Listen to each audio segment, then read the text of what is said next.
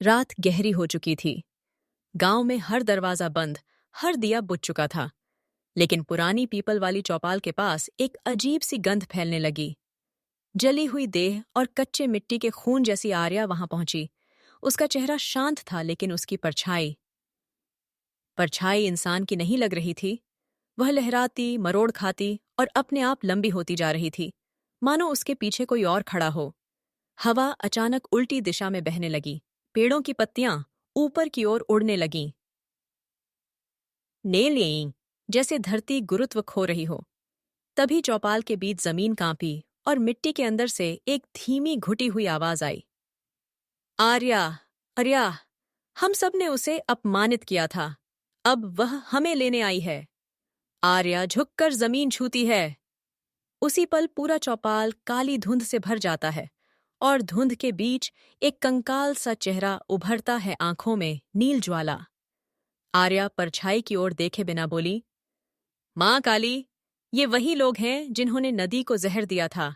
इनका न्याय आपका है। इसके बाद धुंध एक जीवित साया बनकर उठी। उसने उन 3 पुरुषों को पकड़ लिया जो गांव में नदी को गंदा करने के दोषी थे। उनकी चीखें पूरे गांव में गूंज उठीं, पर कोई जागा नहीं, जैसे मां ने पूरा गांव सोने का श्राप दे दिया हो। साया उन्हें पीपल के पीछे खींच ले गया। बस इतना दिखा, उनकी आंखें बाहर निकल आईं और होंठ मौन हो गए, जैसे आवाज छीन ली गई हो। आर्या ने हवा में हाथ उठाया। मां की आवाज गरजी, सत्य का अपमान करने वालों की वाणी मैंने मौन कर दी। पीपल के पीछे से गड़गड़ाहट जैसी आवाज आई, मानो किसी ने धरती को भीतर से नोच दिया हो। आर्या मुड़ी। वहां तीनों पुरुषों के शरीर पड़े थे, लेकिन एक अजीब बात, उनकी परछाइयां उनके शरीरों से अलग होकर जमीन पर रेंग रही थीं।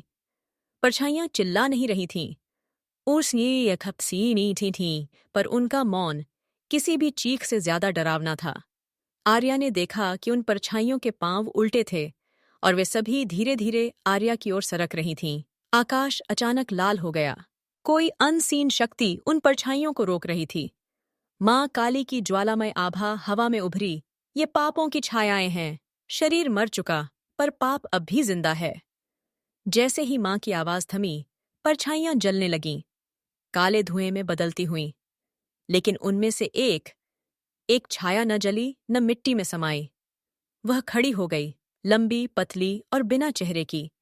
उसने आर्या की ओर इशारा किया। आर्या के शरीर में एक कंपी दौड़ी। यह कोई साधारण छाया नहीं थी। यह अपने कर्मों की सजा टालने वाली आत्माओं की अधूरी छाया थी। वह छाया बोलने लगी, पर आवाज इंसान की नहीं, खाली बर्तन में हवा घुसने जैसी। आर्या, तूने न्याय शुरू कर दिया है, लेकिन एक ऐसा पापी है जिसे खुद मां काली ने भी नहीं छुआ। आर्या तड़क कर बोली, कौन है वो? छाया ने धीरे धीरे अपनी गर्दन मोड़ी। मोड़ इतनी अस्वाभाविक थी कि हड्डियों की आवाज तक गूंज उठी। और फिर उसने एक नाम कहा, एक ऐसा नाम जिसे सुनकर आर्या का चेहरा जम गया।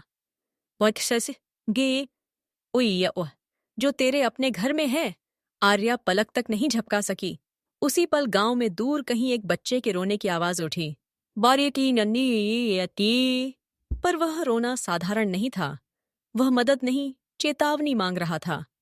आर्या समझ गई, मां काली का अगला न्याय किसी बहुत नजदीकी पर गिरने वाला है।